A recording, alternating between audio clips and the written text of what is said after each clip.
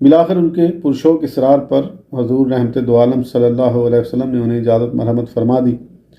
اجازت ملتے ہی وہ جھومتے ہوئے اٹھے اور مستانہ وار اداؤں کے ساتھ جست لگاتے، تڑپتے، اچھلتے لشکر سے جا ملے۔ اب ان کی آنکھوں میں یقین کی شمع جل رہی تھی اور نہایت بے تابی کے ساتھ اس ساعت ارجمند کا انتظار کر رہے تھے جب ابدی نیند کے لیے پلک جھپکے اور دوسرے ہی لمحے آنکھ کھلے تو فردوس کا دلکش نظارہ سامنے ہو۔